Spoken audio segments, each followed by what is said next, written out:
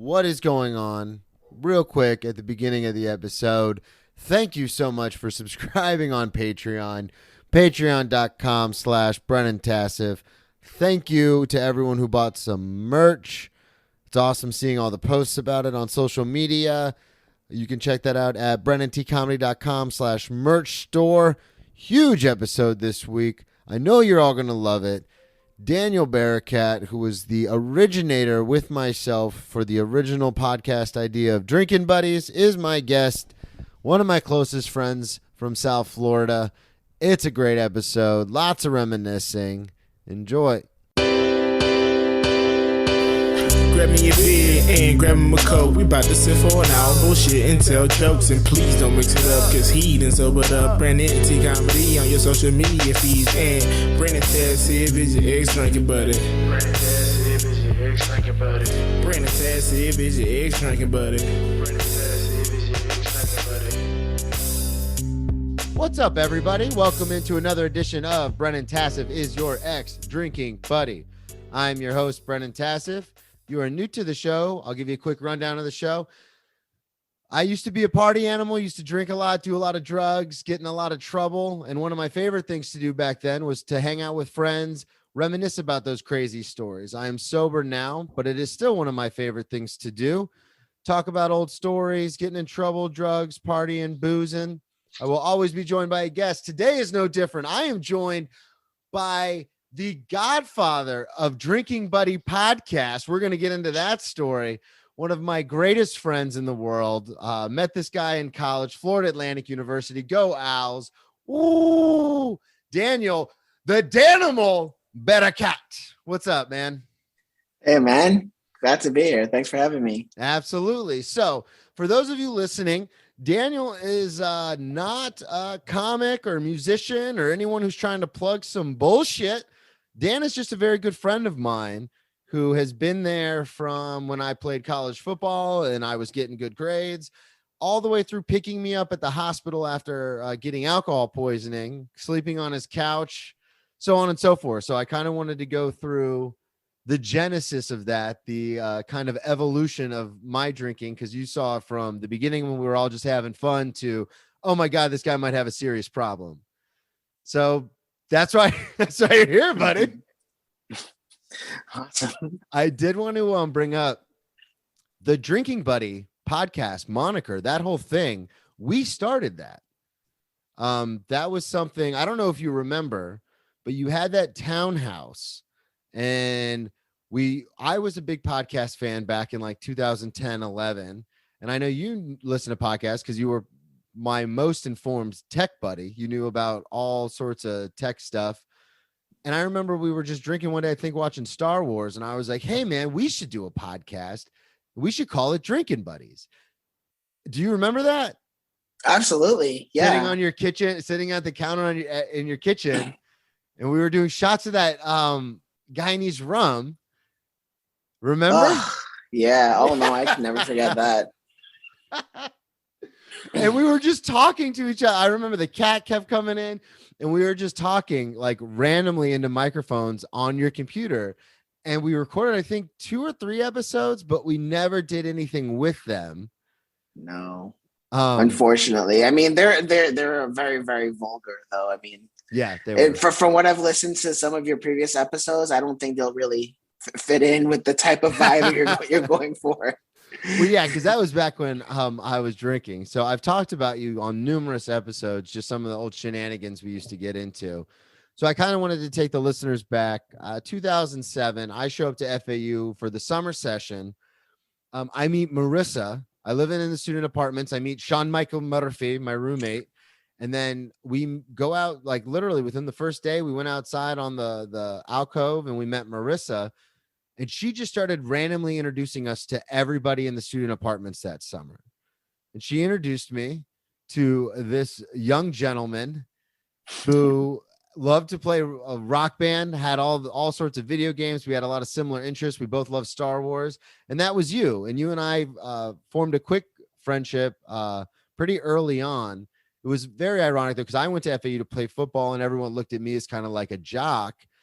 and for lack of a better term, you were a bit of a nerd, but you and I became fast friends. And I think it's safe to say you were my best friend in college. Yeah. Sorry, your video cut. I'm I'm here. Just I'm getting all these notifications. I'm trying to mute them because I don't know if you're picking that up on your end. No, I'm not. You're totally okay. good. So let me not even bother with it then. All right. Sorry about that. Yeah. No, you're good. But yeah, so what was your first impression with between Marissa? Because that summer I never like partied like college partied before, and you seemed like a seasoned veteran at it because you were just like, let's go. Building 60, here we go. Building 60. Remember that? Yeah. Well, first of all, I do want to mention, I'm not sure if you heard, but Marissa's no longer with us. Oh, really? No, I did not know that. I got a random text message from, I'm guessing, a family member. I don't know what happened. I don't know any details, but it was like maybe a year ago. Wow. So I know that's unfortunate. That's crazy that you say that, because when we were talking about doing this episode, I went back and was like randomly looking at my original, I think, Facebook from back when I first got to FAU, like in 07, 08, because I ended up creating a new one in 2012. So I logged into my old one, and I had so many people on there that like I'm just not friends with anymore, but from the FAU days. And I remember specifically looking for her, and I guess I couldn't find her or whatever. And then come to find out now, breaking news on the podcast, she passed away. That is, I know it's unfortunate. Yeah. Well, I mean, it is a running theme on this show. I know you've listened to a few episodes, but we have a lot of talking about these kind of stories, and with my history with drugs and alcohol and some of the people I've had on, that's just an inevitability. I mean, I'm not saying that's what it was, but I mean, I hate to say it, but that was my first assumption. Yeah. I don't mean to laugh at it, but it's like I don't want to laugh at it either, but yeah, she's the one who kind of introduced us into that like party scene in college, and then that's when I met you, and that was just, I remember that summer. I reference it all the time. It was probably one of the greatest times of my life, because in high school I was bullied, and like, as funny as it is, because when I got to FAU, I was like, I'm not taking shit anymore. I'm not going to get bullied. I'm going to have friends. I'm going to party. So the version of Brennan that you met when I got there was not the Brennan that like I had spent my entire life with up to that point. Like I was like, I'm going to be outgoing. I'm going to try and make friends. I met you. You and I hit it off almost immediately. And you already knew. How long had you been at FAU up to that point? Did you get there in 05, 06? I think I graduated in 09. I was there for like 2.5 years. So probably like 06 or 07. Okay. So, I mean, at that point, I was living in Building 60 for a year. And, I've already been kind of used to the whole party scene. And so, I mean, I was pretty good at it. I think we both were. I would say that we were pretty popular back in college. Everybody wanted to be around us. Everyone always wanted to come to our parties. Yeah, and that was the thing, is we didn't live together. We lived in the same building, but we didn't live in the same actual apartment. And I just remember, because like I said, I was not popular in high school. Like I didn't go to a lot of parties. I didn't have a lot of friends. So like I said, when I got to college, I was like, I'm turning all that around. So I was like Mr. fucking outgoing. And go ahead. No, it's funny you mentioned that, because like, okay, so honestly, like the first few days I met you, I didn't think I would like you. Yeah, because no, but hear me out though, and now this makes a lot more sense in a way. Like things weren't the best in high school. You got bullied a lot. I mean, I did too. I mean, so you came to college and you wanted to kind of reinvent yourself. Yeah. And my first impression of you was the kind of people who used to bully me back in high school. Yeah. Yeah, I totally. I was like, okay, I'm like, all right, this guy seems nice, but I know he's just gonna end up like taking advantage of me, and he's just gonna like try to bring me down and all that stuff. So I'm like, all right, he seems funny and all that stuff. I'll hang out with him, but like, I'm not really gonna invest too much time in a friendship with him. But then this whole facade you did disappeared within like 10 minutes. Yeah. Well, and that was the funny you became the sweet, loving Brendan that everybody knows and love. Yeah, because the moment we had our first shot, we just hit it off. That's what I was gonna say. As soon as we started drinking and stuff, because that's the thing, on the inside, I was still that like scared little kid, but I was like, I have to portray this sense of confidence, which is exactly what I would have thought, because that's what all the people who bullied me in high school did. And I'll never forget, it was like my first week at FAU.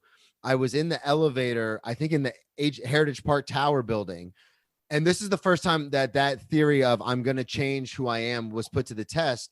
I was in there and a couple of scholarship athletes, like full ride guys, were on the elevator, and I was with Marissa, and me and Marissa were talking. And then one of the dudes, I won't mention his name, but he was a linebacker. He turned and started like flirting with Marissa in front of me.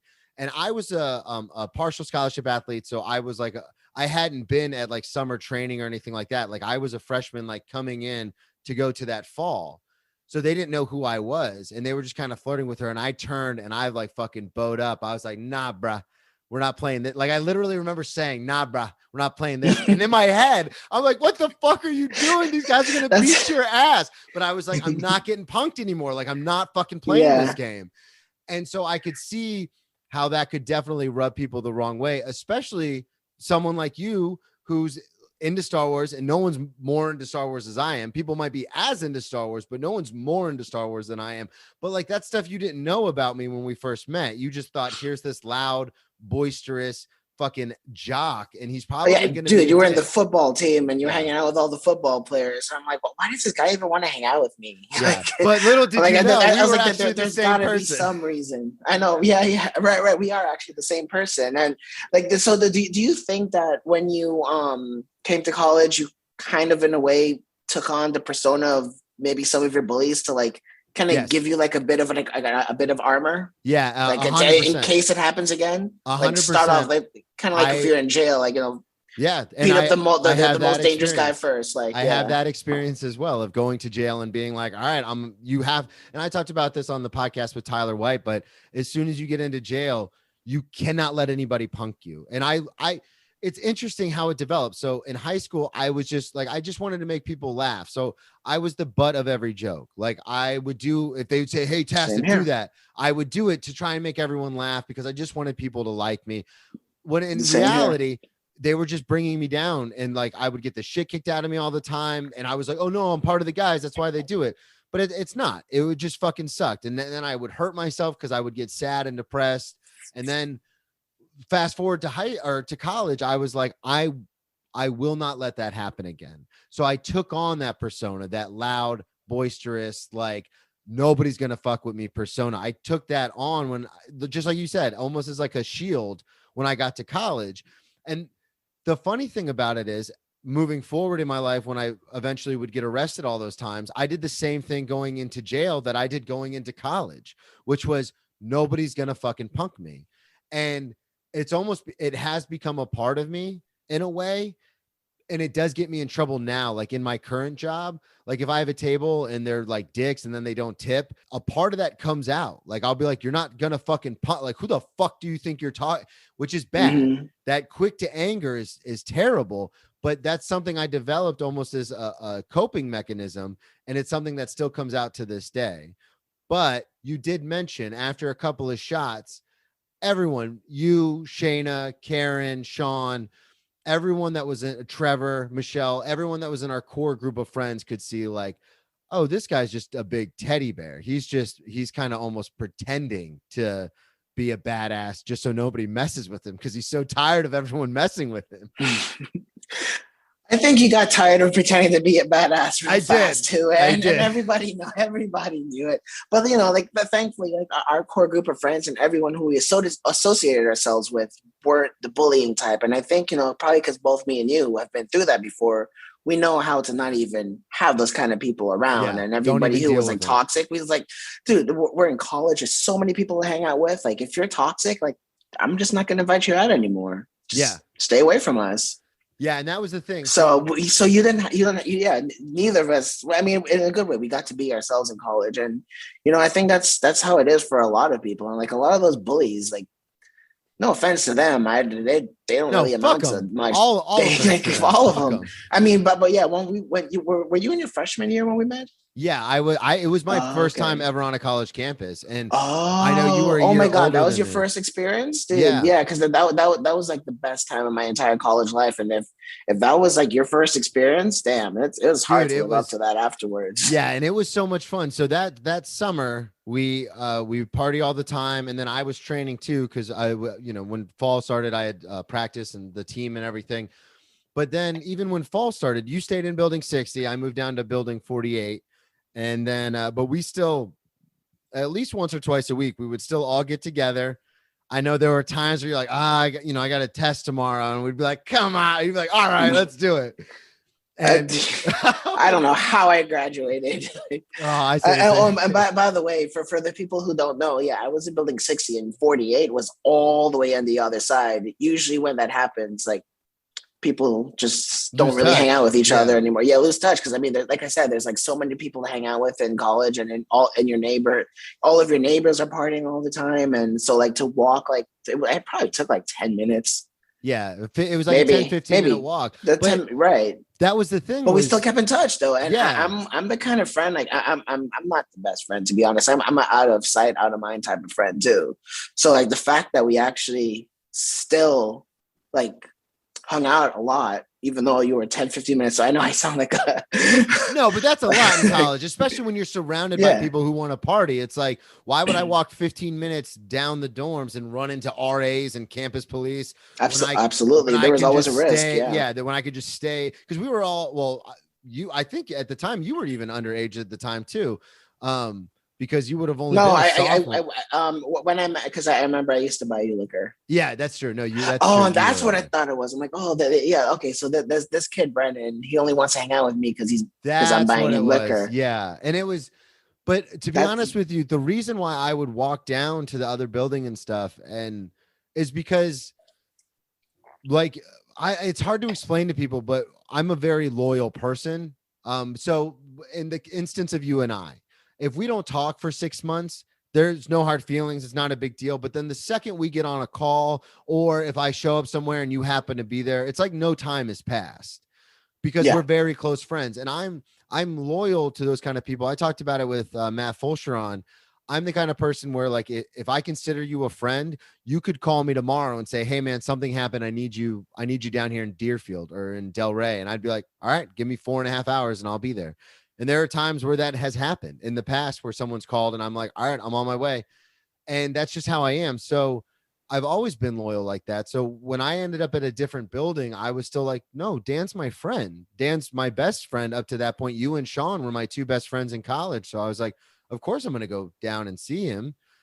And that was the weird thing, because I remember you and I have talked about this, where you thought I was only hanging out with you because you had like all the coolest toys and you could buy me booze. And I was just kind of like, almost like you were my sugar daddy and like a friend perspective, but that actually wasn't the case at all. You and I think one of our biggest bonding moments was between Rock Band, because you always like to play lead guitar and sing, and I always like to do the drums. And I was like, oh, this might work out perfectly. This is very symbiotic. And when we started doing like just dumb shit, like the slap shots, I talked about that, I think last week or the week before. Oh my God, slap shots. Okay, I haven't seen that episode yet. Oh yeah. I also had to stop doing it because someone took advantage of it. Yeah, that's true. It was actually one of my friends. So we do the slap shots. I mean, should I kind of describe what it is? Or I mean, well, if anybody's listening to the podcast, they know what it is because I talked about it on an episode. But just for everybody who doesn't know, for the uninitiated, because we are initiated, let them know what it is. Yeah, so we were in college and we didn't have money.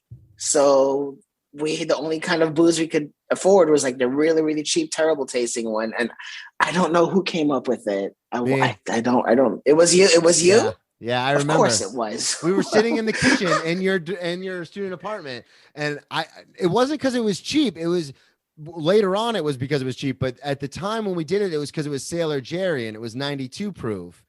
And we were like, remember? And we were talking to each other, and I was like, let's do a shot. And we tried to originally, and I ended up throwing up like into the sink. And I was like, this stuff is too strong to just do shots of. And we were like, how can we didn't have any chaser. And we're like, how can we do shots with no chaser of this? And we were sitting there talking about it. And I go, how about this? I'll do a shot. And then you slap me in the face. And you were like, what? And I was like, yeah. And so we did it. And then you were like, do me. And it just turned into a thing. I think if you would have, Shayna used to do it. Oh yeah, I have videos of that too. Oh my God. Oh man. But the crazy thing is it works. So like immediately after you take the shot, like right when you're about to swallow it, you just get a slap in the face. Like hard enough to take the pain away from your throat, but not hard enough the way your face is burning for the next half an hour. It's a delicate balance, and we got better and better at it. And also our ability to receive slaps, our tolerance for that improved. So we actually had to start slapping each other harder eventually. God, that was, but it worked. It really worked though. And like, you know what? We saved like $3 on Chaser. Like, and in college, that's a meal in Wendy's. Yeah, hell yeah. And that was the other thing too, is that we learned something, that your brain is going to focus on the immediate pain. So if you get slapped in the face, your brain's like, forget this tar, this liquid like poison we're drinking. Let's focus on the pain in the face. So you didn't even feel like you did a shot. And it was so perfect. Oh man, and it really caught on too. I know. I remember people started doing it at parties we would show up to, and we're like, "This is our thing. This is our thing." Yeah, like, we didn't even know some of the people at the house parties, and everyone was doing it. That was insane. Oh my god. Oh man, but like the thing that killed it for me though, one of my friends, I probably won't mention his name. I mean, we're still really good friends. He was actually one of the groomsmen at the wedding. So were you? Yeah. It's either he didn't understand the game or he really did not like me at the time. So when we went for the slap, he literally slapped me as hard as he possibly can. Oh yeah, that's and it landed right in my face. My eyes felt like they were popping out, and everyone in the room just turned around. I'm like, what was that sound? And I threw my vodka in his eyes, and I burnt him, and that was that. And after that I've never really liked slap shots anymore. Yeah. It just takes one person to ruin it. Yeah, that's it. Fucking one person. Party's over, guys. Right? God. Yeah. So we used to get in all sorts. We never really got in trouble either. I didn't start getting in trouble. Did you? Yeah, dude. I had to do community service so many times. I forgot about that. I had to go hand out birth control cards from the pharmacist, because that's where they placed me. So I just go out to all these girls. Yeah, because you got in trouble with FAU. Yeah, you got in trouble with the actual university. So I've described this before, but the police force that was at Florida Atlantic University was actual Boca Raton police. Like, it wasn't like a rent-a-cop situation. They were real cops. So I had been arrested by them a few times, but that comes later. Let's talk about, I forgot about this community service thing. So what was this, just a house party? What happened with that? Yeah, it was a house party. We weren't allowed to have liquor. My roommate filed a complaint because now that I look back at it, we were kind of dicks. I mean, he had a big exam the next day. I just finished an exam, so I was just partying it up, and I didn't really like him at the time, but still, I admit I was wrong in that situation. So there's not much of a story to it, to be honest. Like, so it was just the roommate called? Yeah, he called, and I didn't clean up that night. I was drunk. The next day, the RAs walked in and saw liquor bottles all over the place, and they're like, "We're writing you up," and they just made me do community service. I wish I had more of an exciting story to tell about how I got in trouble. No, but that's all that happened. Yeah, so that's interesting, because that's the thing, is when I say we didn't really get in trouble, like the Boca cops didn't show up, and again, that they ended up doing that with me, but that comes later. So we did get in trouble with the RA. I mean, I was. But the thing is, like, everybody liked us, so I never got in trouble, baby. Good for you. Yeah, rub that in. But the thing is, though, everybody liked us, though, and I'm even the cops liked us. So even they would come, they would hang out with us for a little bit. Then they'll just like, guys, just keep it down a little bit. We don't feel like coming back tonight. Yeah.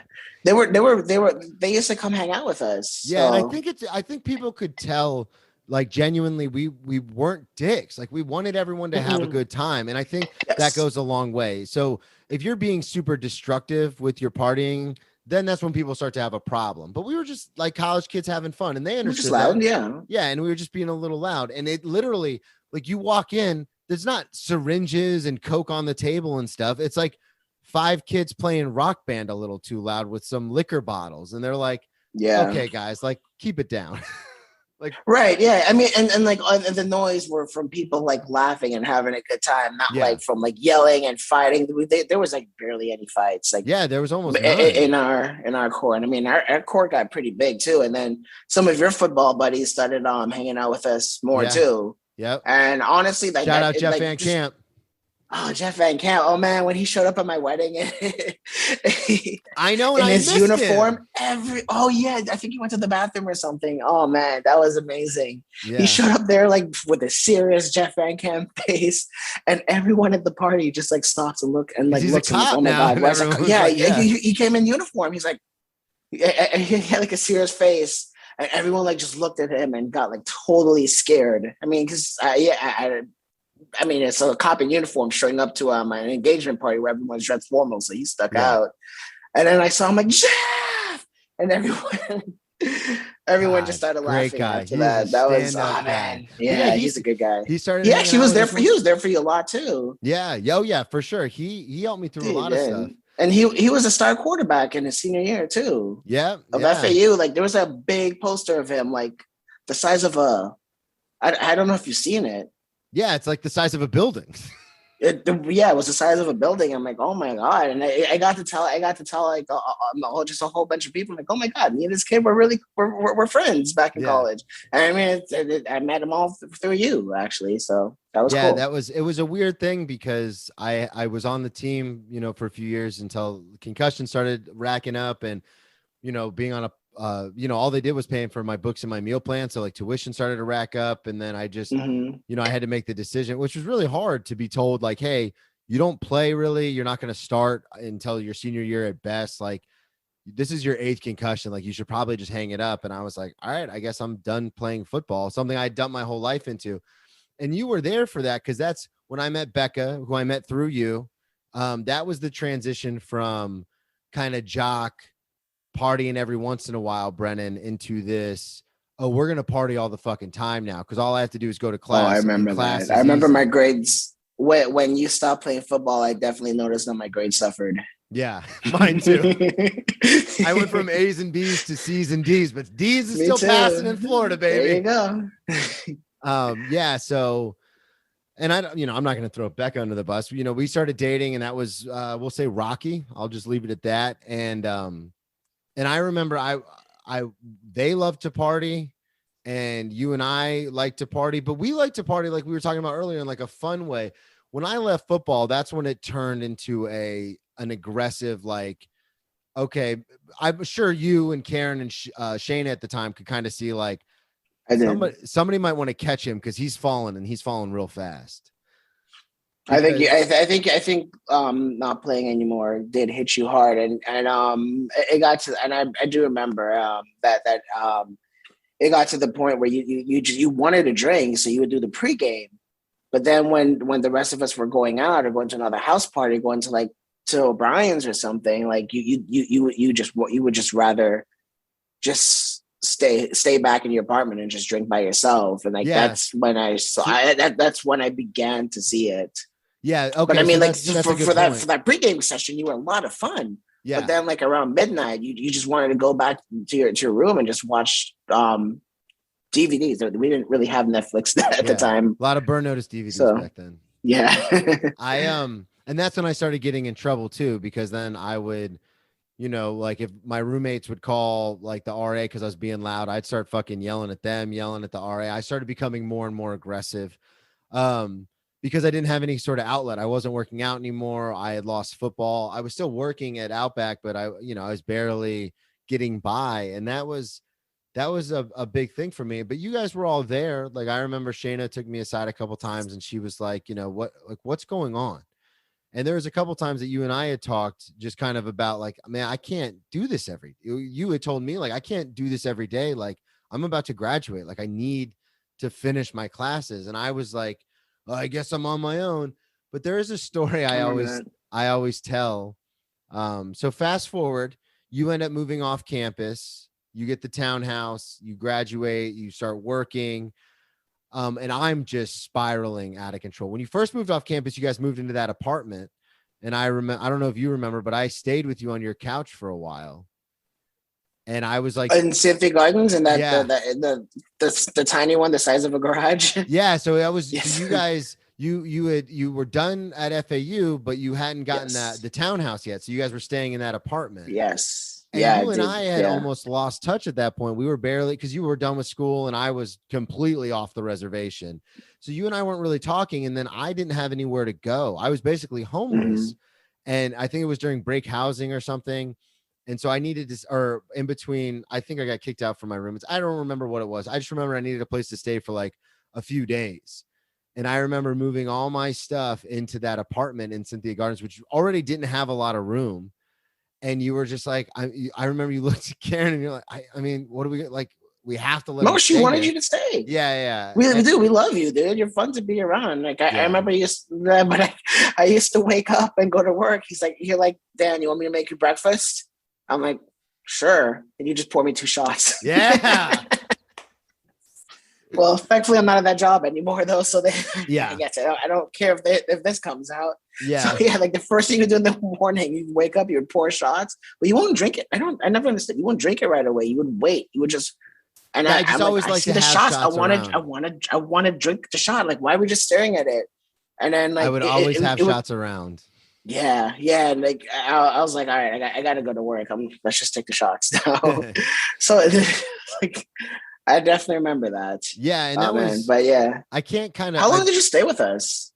It wasn't that long, right? It wasn't that. No, it was like a week or two. I think if my memory serves me correctly, I was done with housing at FAU, but I hadn't found an apartment yet.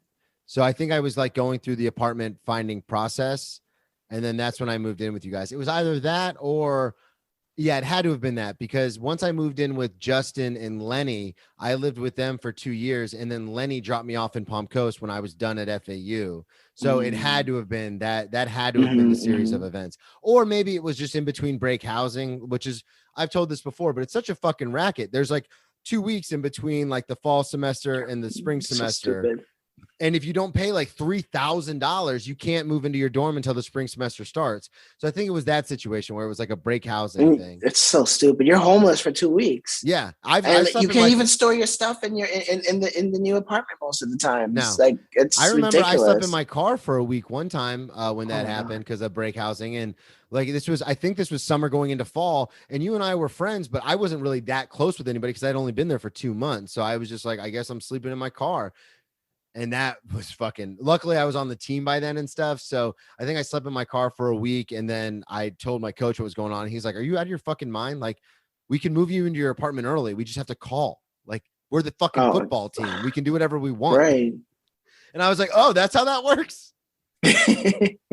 But something else I kind of wanted to get into. So you guys, so Karen originally was Shayna's roommate. Your lovely wife, Karen. And I remember, I don't know, we're going to bring it up and I can edit it out if you want to. But I remember you were like, had such a crush on Karen when we all met. So I was hanging out with Shayna. And Karen was her roommate and you and I were friends. And that was the original core group, if I remember correctly, was you, me, Trevor, Karen, Shayna. That was kind of like the ride or die group. And then Ben came in and, Murph was a part of it, Murphy, and like everyone. But the core group where we were always together was you, me, Karen, and Shayna. We were always around each other. Yeah, I mean, we hung out with a lot of people, but that was our core. We would show up with that group, and for the most part, we would leave with that group. And I think those. Well, like that's the thing.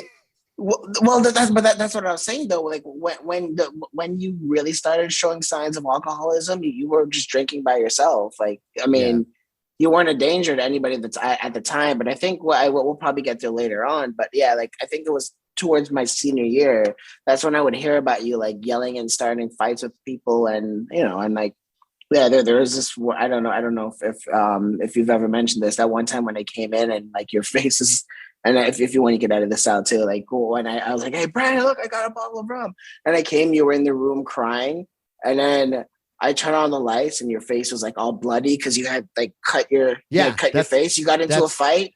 That's you my were about closing. to get into a fight. That's my closing story now on stage. The scar story, because I still have a scar that goes down my face. Yeah, I talk about it all the time. In order to prove a point in a fight, I took a knife to my own face. And the story, when I tell it on stage, is a lot. It's true, but I make it a lot funnier. But that's essentially what it was. The next week, you were telling it as a funny story, and then all of a sudden you and that guy are like best friends afterwards. Shouts out You Chris guys Newbold. became like What's really up? close afterwards. Yeah, and that was the thing. So that was that. If anybody wants I don't want to hear the encourage Scar this kind of story, it's on behavior, but it YouTube. worked. Yeah, it's on YouTube. But again, that goes back to the.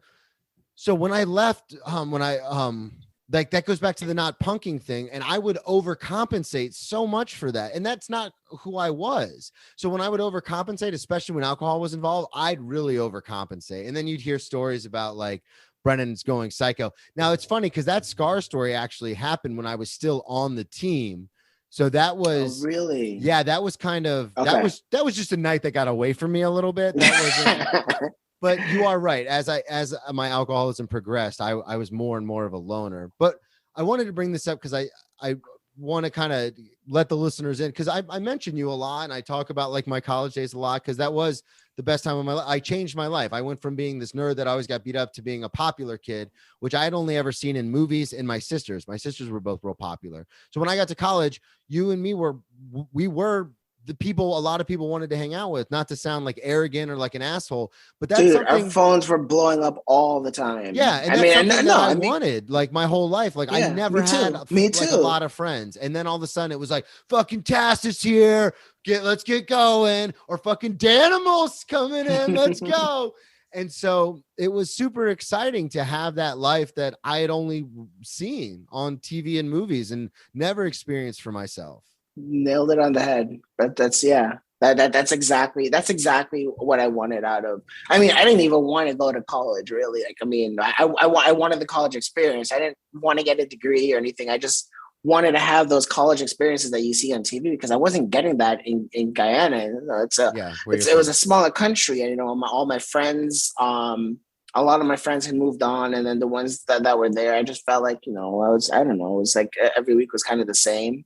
Yeah. So and plus like I was kind of bullied, and I just a lot of people just already knew me for who I was in Guyana too. So I, just like you, I got a chance to completely reinvent myself in college. And yeah. And so and the thing is, like, you reinvent yourself and you put on this facade, but then just same with you, very quickly we start becoming ourselves. Like, you can't, there's no way you can put on a facade for 4 years. Yeah. Well, so but the thing is, some people liked us. So, we kind of got into that groove of, and I think it was because we put on this facade of self-confidence long enough for people to be like, oh, these guys are really cool.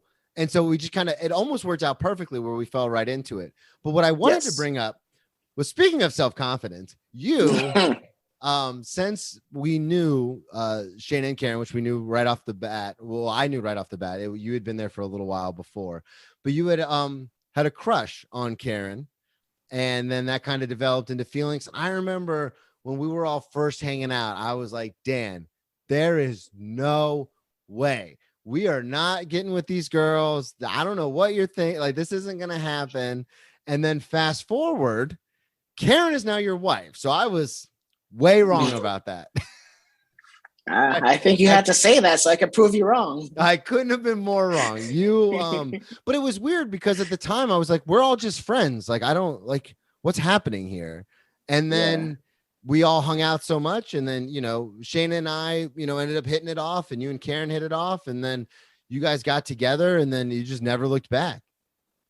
No, yeah, and and it's funny that you mentioned that. That is what really made me realize that you are a really good friend. Because I mean, even though you were saying, dude, you have no chance with her, I was like, but put it overall, like that. I mean, everyone kind of said it, and I know you, like, you're honest. You're just trying to spare my future feelings. Yeah, and it took a while, man. It took a lot of heartache on my end to get her. Yeah, because now that I got it though. Yeah, now you lock it down. You got a kid together and everything now. Yeah. But that's when I realized that you were actually a genuine friend, because a lot of people were like still trying to go after her, or like we're trying to, like, how people are, like, yeah, I remember that. She was a pretty girl, like, so people are gonna not be on my side because they don't want to see me succeed. Because deep down inside, I think a lot of people are like jealous, and they don't like seeing other people succeed because it just kind of in a way highlights their failures, and that became evident really, really, really quickly. But you helped me out. You put in good words for her. Oh yeah. When I was like when I would be trying to go after her and it wasn't working out, and she would ignore me, and then she was like she would just tell like Shayna that she just wants to be friends, and have Shayna tell me that, and she had no interest in me. Like you were there for me Always. through the Yeah. entire step, and I wasn't more than a crush. I knew I liked her. Like I knew I really, really, really liked her. So when things weren't going my way, I was really upset, and you were there for me the entire way. And you helped us like get together. Like you put in good words for me. Like I don't know. You were I'll just a never friend. You were just forget. there for me. It's When you silly, guys but started, you were there for me. when you guys started dating, I remember running around in circles like, we did Yes. it! Oh my We God. did Yeah, it! yeah. I So I was mean, so happy. that's when You I can was like, all still right, this hear it in my Brennan's a good voice. guy. I'm still Yeah, thinking you were about it. doing. You I'm were so fucking happy. I psyched. remember that. You were happier than I was. We did it. Dude. But What, it took like a whole year though to get yeah, her? it did. And there's this one night I made out with her, and then you were excited the next day, and then after we made out, she didn't talk to me for like months. Oh, yeah, I remember that, and I was like, "What the fuck is going on?" But yeah, so you guys ended up getting together, and like you said, you are now married. Karen is a faithful Patreon subscriber. Shouts out. I don't know if that's you through her email or if she That's did it. both of us. Okay, all right. So shouts out to you She guys. probably did it under her name. Honestly, it was her idea though. I Oh, was like, really? she was like, can we subscribe to this? I'm like, for Brennan, absolutely. Oh, that's sweet. Well, I really do appreciate it, and so I wanted to so you and Karen now are living together. You get this townhouse, and you guys are moving on. You're moving up, you're moving on. Karen's finishing school, you're done with school, and you're continuing with your life. I, on the other hand, am stuck in this rut where I'm taking classes and then withdrawing so I could get the student loan money. I'm failing out of some classes. Like my life is not going well. And I remember, and I've told this story before because it's really funny and it's something I'm trying to work out in my set. But I remember there were a couple times where you guys were going to have a house party and Karen was like, let's call Brennan because she would have friends from work or people you guys didn't know that well, but you wanted to have a get together. And the light bulb would, the light bulb would go off. Hey, we'll bring Brennan because Brennan will get people doing shots. Brennan's really energetic. Yes. So I remember on 2 occasions where I was basically called in as the party starter. And then after, because me and Karen lost that ability. We graduated from college and now we're working 9 to 5s and we're just in a serious relationship. So our lives are just boring. We don't have anything to talk about, like to strangers. So, like you kept that going. You kept that party animal going. Yeah. So yeah, you were always a great icebreaker. And yeah, I don't think that's because of like, I think that's just you. I think that's just like your natural I think personality. It's my natural personality. But at the time, because I was drinking so heavily, and this, like I said, this happened twice, and I'm trying to work it into a bit, but I remember I came over and I was like, let's go, let's do it. And we would start doing shots and I would get all like the stuffy office people to kind of relax. Like, oh, we're back in college. We're having a good time with the crazy guy. And it was so much fun. But about 2 hours in, because I would do shots with everybody randomly. So they're all only doing 1 or 2 shots, but I'm doing them with everybody. So I'm doing like 10 to 12 shots because I'm going up like, hey, let's do a shot. And then they would do 1. Then I'd walk away, but then I'd go to another person, be like, hey, let's do a shot. So now I'm at 2, they're at 1, and I would do that. And then that would continue till I was at like 8 and everyone else was at like 1 or 2. And I remember on 2 separate occasions, I got a little too drunk, a little too fast. And Karen was like, Brennan, why don't you go downstairs and lay down in the guest room? And I got like sent to bed. Like, thank you for coming in. Thank you for getting the party going. It is now like 8:30. You're hammered. Like, can't even, because everyone in our core group knew when I got quiet is when I was really, really drunk. So when I would get quiet, Karen was like, why don't you go lay downstairs? And I was like, that's like, I know there's a bit there. I know there's a joke there, but it's like, you call me in, I get everybody going. Then it's like, all right, now go turn on the Your TV job is downstairs. done. Yeah. Go turn on the TV downstairs. All right. Go take a nap. But that's when I was starting to get really out of control because then I was just drinking constantly, like just by myself. And that was right around the time where you picked me up from the hospital.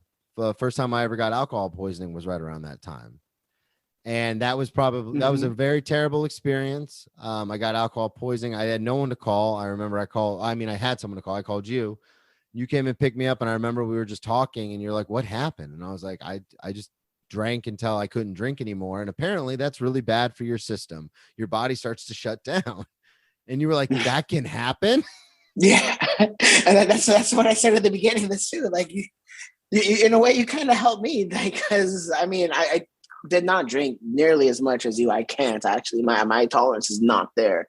But you did kind of help me realize that, oh wow, like you, in a way, you could OD on alcohol, like just like any other drug. Yeah. Oh yeah, And, absolutely. yeah. And I've done it 3 times. And like also you've ruined purple Gatorade for me. I can't drink that anymore. Yeah, because I was trying to drink that and I kept throwing up. I just saw you throwing up purple, and it's like, no, I'm out. I could never I'm drink done. it. No, that's it. No more. But then, so then you and I, to be honest, for the listeners, you and I kind of lost touch. So in 2012, when I was done with FAU, I moved back home. My partying started getting wildly out of control. You were moving on with your life. You had gotten a new job. I remember you'd gotten a better job, and Karen was working, and everything was going well on your guys' end. And then fast forward a little bit, I go to rehab. I end up meeting Alyssa after rehab. I think I'm going to get sober. I remember you and Shayna and Karen all reached out, and you were like, we're so proud of you. Like Shayna was like, I saw this coming from a mile away. Thank God you did this, because you were going to die. That sounds like Shayna. Yeah.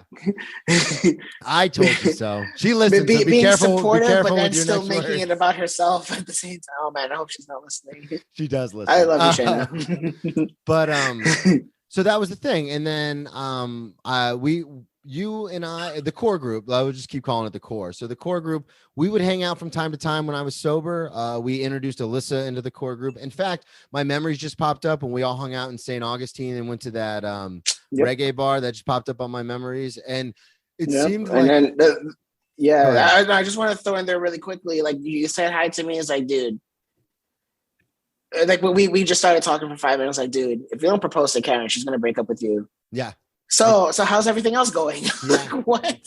He's like, I got to tell you, because apparently, because she was telling Shayna that she was upset that I haven't proposed yet. Yeah, and I Shayna told you, and apparently it was a bigger deal than I thought it was. Yeah, because you had been putting it off. No, but you had been putting it off, and I remember and Shayna and Karen and you were all the same way, and Trevor even to an extent, where we won't see each other for a while, but we had gone through some stuff. We're thick as thieves. So like, if we're all in a room together, we're all just open and honest, and I overshare a lot with everybody. That's what I'm saying. Yeah, that's just our type group of friendship I don't think I'll ever have again. Like, just with like life the way it is now, when people are older, like the friendship that we have, like I don't know how I could get. Yeah. It's with everybody else now. Hey, how you doing? Oh, good. How's the weather? How's the family? All right, cool. All right, I'll see you later. It. Yeah. Now get me this report by the end of the day. Like, yeah, and it's like, do you want to buy some death sticks? Come on. You don't want to sell me death sticks. But, I remember Shayna told me that. She was like, yeah, Karen's kind of pissed. And I was like, why? They're great. And she was like, she thought he would propose by now. And I remember I immediately read you all like, dad.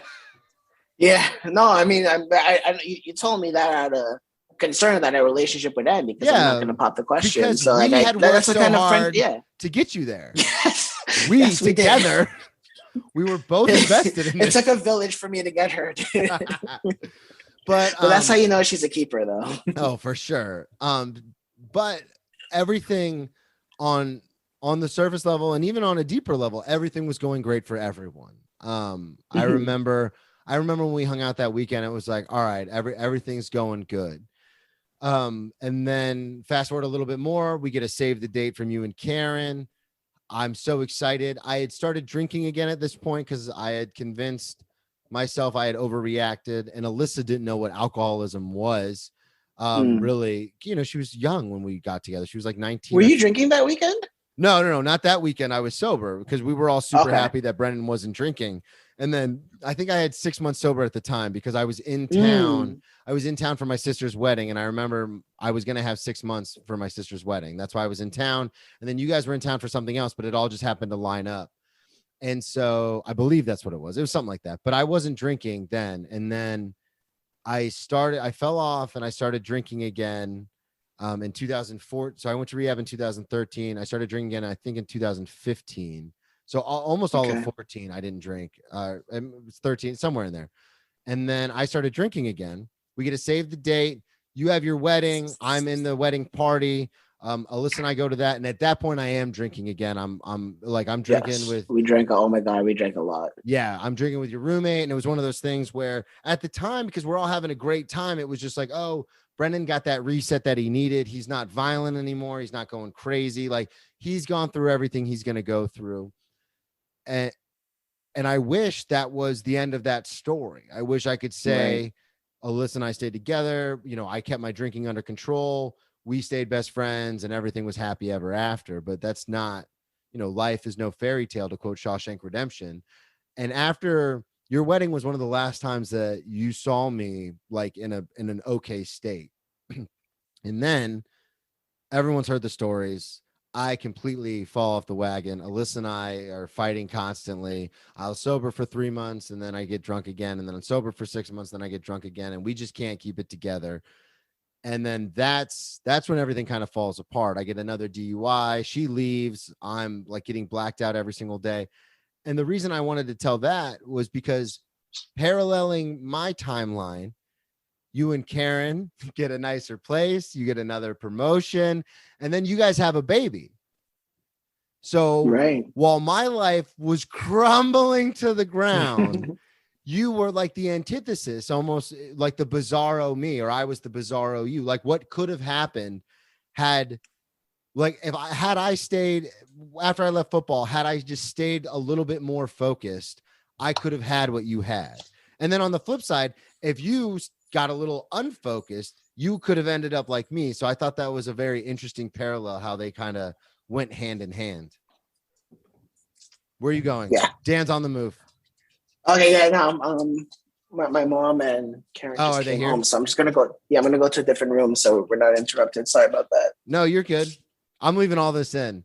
Trump charity, Ma. I pick you up at Trump charity. Inside joke. Okay. Dan, as you can hear on the audio, Dan just talks like a regular old Joe, but Dan is from Guyana, and when he talks to his family on the phone, his Caribbean accent comes out, man.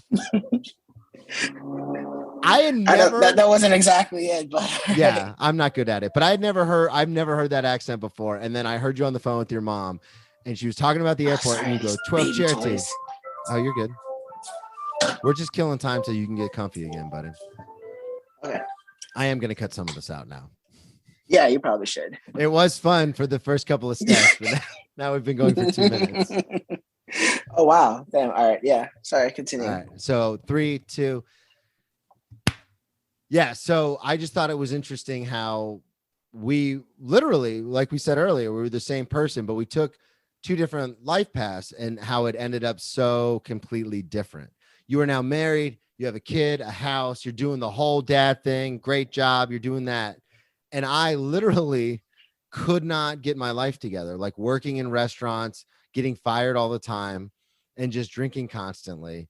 So it was almost like a cold wake-up call or a cold reality to kind of see where you were at when you guys invited me down for the baby shower, because it was one of those things. Now I had been sober at the time, so all honesty, when you invited me to the baby shower, I had my 30th birthday. I ended up in the hospital. We've all heard that story, and so I decided to get sober again. So probably one of the happiest times in my adult life, in all honesty, it ranks definitely in the top 10. Was being able to go down there to see you guys and be in shape, doing comedy, sober. And it was almost like the movie got the ending that we all wanted, if that makes sense. Absolutely, dude. And you look great too. I appreciate that, man. I'm trying. You look good too, though. You got the dad thing going. You got like full dad mod now. I've been. It is what it is. I don't try it anymore. I'm already married. Yeah, that sounds terrible, right? But yeah, so I just thought I definitely wanted to have you on just because you had been there from when we were trying to change who we were when we first got to college, all the way through to when honestly a lot of people thought Brennan's not going to make it out of this alive. Like he's not going to, even in college, there were times where you guys would be like, hey man, like you should calm down a little because you could die. And now look at us. I'm recording a podcast, a sensational worldwide podcast, because I have one listener in Canada and one listener in Ireland. Shout out DVK. And look at us. Cool. Look at us now. Also, I have a listener in the Cayman Islands. Oh, there you go. So you have 2 Caribbean listeners. Yeah. Oh man, Dan, this was a lot of fun. I really appreciate you coming on. I know you got to go because the baby and the wife and the mom and the whole thing. No, well, the baby's asleep, but yeah, my mom did just come in. But yeah, dude, no, I honestly, I know you went down the path, but the thing is, like, you never got better because you did. I know you, Brennan. Like, dude, you're one of the strongest people I know. If you wanted to do something, you will do it. Yeah. If you wanted to get better, if you wanted to be sober early on, you would have. You just didn't want to at the time. Yeah, I think that was the thing. Was I was like, I overreacted. Like, I love drinking. I love partying. Like, I want to keep doing that. And then I did. And then to bring this full circle, because Dan and I are huge Star Wars fans, it was very much the Anakin story. Everything's going great. Then, some things happen. I lost football, which in this case would be like the love of my life. And then I go down the dark side, and it takes a whole hell of a lot for me to finally, in the end, kill the Emperor and be like, nah, we're all good. There you go. Boom. Yeah. Boom. I'm a fucking goddamn professional at this podcast. And unlike Anakin, you survived it. Yeah, that's true. You went back to light and you're still alive. Yeah. Well, you are the Obi-Wan to my Anakin. Everybody knows that. Oh, no, man. You were the best, dude. Yeah, you're definitely one of my best friends, too. And it's really cool that we can do this. I love having the Zoom thing. I love the fact that you and Karen can keep up with the stuff going on, and I can keep up with you guys via social media, and then through the podcast, you guys can keep up with me. It's so cool how technology works nowadays. Yeah, absolutely, dude. Yeah, but we have to make an effort to see each other in person sometime. And yeah. I heard you're moving, right? You're moving to New York? New York City. I move in July. Hopefully that date is tentative, but I'm just going to keep speaking it out into the universe so it gets done. Yeah, well, let me know, because Karen was thinking we'll plan a trip up something like that. Just probably see you before you go, and we'll have to bring the baby too. For sure, it'll be awesome. Well, I really appreciate you doing this. You don't have anything to plug because you're just a regular guy. I love it. No, I'm just like a regular accountant. Well, thank you again. Who had a fun college life. Yes, so much fun. We have all these great stories. Ex-drinking buddy. Thank you everybody so much for listening. BrennanTComedy.com. Check out my Farewell to Florida dates on there. Brennan T Comedy on all social media. And check out my other podcast, my sports podcast, Cheers from the Press Box, if you want to hear me and the fabulous Joe Dorville talk about sports. We will talk to y'all next week. Boom, baby.